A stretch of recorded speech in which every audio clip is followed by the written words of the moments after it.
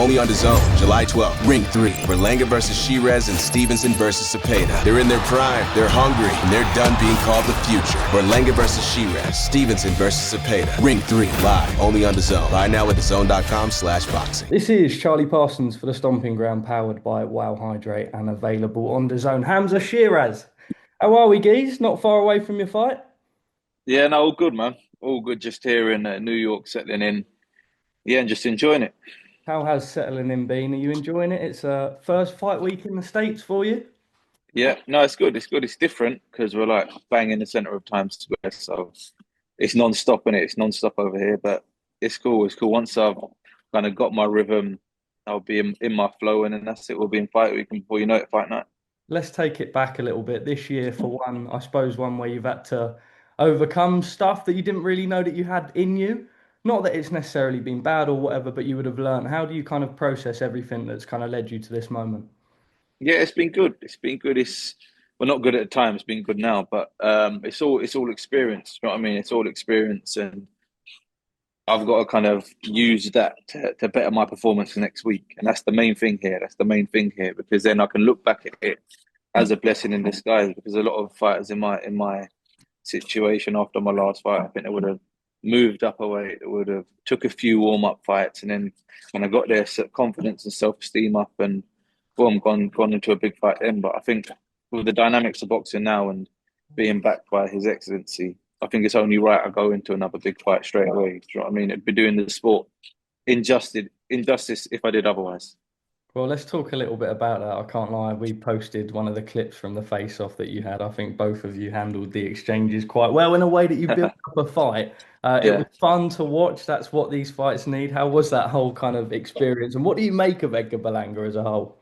He's a character, isn't he? He's a character. I don't really make much of him. I feel like away from the cameras, he's a completely different guy. But listen, at the end of the day, you need personalities like him in boxing. You do need them because it's what makes the sport entertaining. It's what makes everyone kind of tune in to fights of this magnitude as well. So yeah, I don't think I'd sit across him on a table again unless I had to. But otherwise, yeah. So he's a character, like I just said. What do you make of him? I mean, it would be a really good win to have on your resume coming obviously straight off that fight last round and kind of sticking in with big fights. Edgar Berlanga obviously just fresh off, actually looked quite good against Canelo. Obviously he lost, but he put a good account of himself in there. It's a good win to have on your resume. Yeah, no, for sure, especially in his backyard as well. Um, and him being a big 168 pounder as well. It's not like I've gone up and handpicked a fight. This is one where the kind of the odds are all against me in all honesty. But I find myself thriving in these situations. You know what I mean? When you get doubted, it's a nice place to be in. Do you almost feel, I suppose you use the word doubted there. Do you think that's kind of a little bit typical of boxing fans as a whole? Is almost like you kind of only get judged off your last performance and do you know what I mean? Yeah, it is. It is. But like I said, some fighters don't like to be here, and I love to be in this situation because listen, nothing's really expected of you. Therefore, he reached his level and he's not going to go beyond that. But it's nice when you kind of shock them because then when you do get there, and then you're the best thing ever. Do you know what I mean? And you're like, oh, the future of the sport again. So yeah, nice. It's boxing for you. On a kind of, I don't know, maybe different level as to when you moved up to 154 to 160, there was almost a little bit of chatter there. Do you almost Yeah, feel like kind of going through that, you're almost like, oh, you know what, I've always had a big frame. I mean, you look at yourself at 160, it was kind of inevitable that you were going to move up and make that yeah, change anyway. You feel like you'll fit into it nicely? yeah. Definitely, definitely. Feel like I'm big enough, strong enough for the weight. And it's more of a natural weight. Do you know what I mean? I'll probably be in about 3, 4 years. I'll be probably end up moving up to light heavy. So as for now, it's yeah, where I feel I belong. At the minute you're training, you're deep in camp, do you have those kind of visions at night time as to how this fight goes, how you want to do?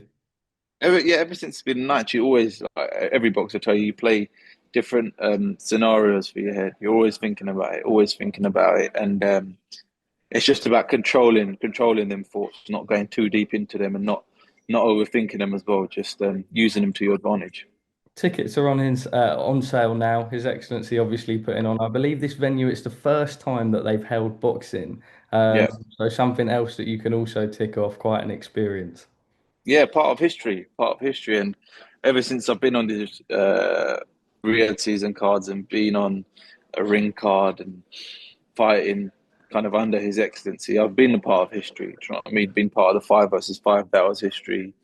Part of Joshua Dubois, that was history. So yeah, man, what an honor. Do you ever kind of look back? I was speaking to someone the other day about the last kind of year and a half, 2 years that everyone, I suppose, in boxing has experienced with Riyadh season and everything coming through.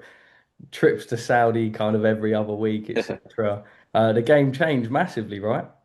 Yeah, massively, and you would never have thought. You would never have thought. But the way it's changed as well, and the kind of the fights that are happening and the dynamics of everything is unreal. You know, it's unreal, and it's made kind of boxing the best sport in the world again. Something that sparked a bit of interest, kind of on our end, at least at the Stomping Ground, is Jake Paul at the minute. Everyone's kind of Yeah, discussing him, their thoughts, whatever. yeah. What do you make of it? He's now ranked 14 in the WBA.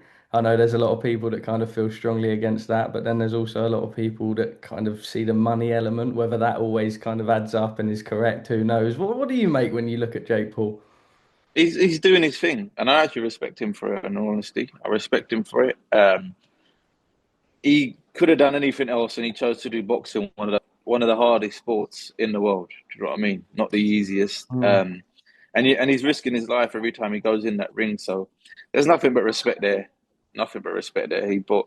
I actually thought he fought pretty well in his last fight. I thought he fought pretty well, and I think in a few more fights, if he has the right opponent, the right world champion, I think he could potentially. It sounds a bit mad me saying it, but I feel like he could potentially win a world title. You know what? Eddie said that yesterday. He said if you look at the crop, like there is a chance kind of at some point that you give him a chance against like a Badu Jack. I don't want to obviously be disrespectful to Badu Jack. Yeah. You kind of It's almost, all about it's all about timing, isn't it? It's all about timing. It depends who's because you couldn't put him against Joe Opatai. You could yeah, never and put him it's in. long. Yeah, but he's not meant to Yeah, be Bati's name for a yeah, reason. yeah. There's a reason. There's a reason he's done that. But listen, in all fairness, if he does pick up a world title in the next few fights, kudos to him, man. Well done.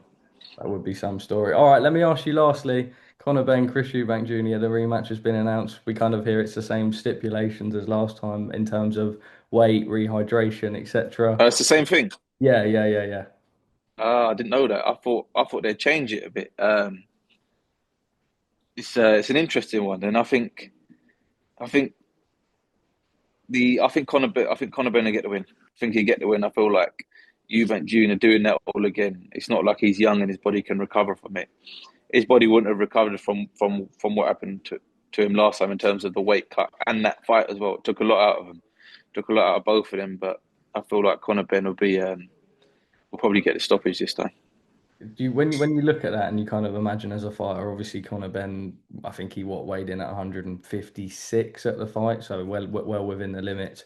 He's almost kind of when he leaves the ring, he's almost at optimal weight as opposed to Eubank. And with it only being September 30th, I believe, is that even kind of, I suppose that goes against Chris even more, right?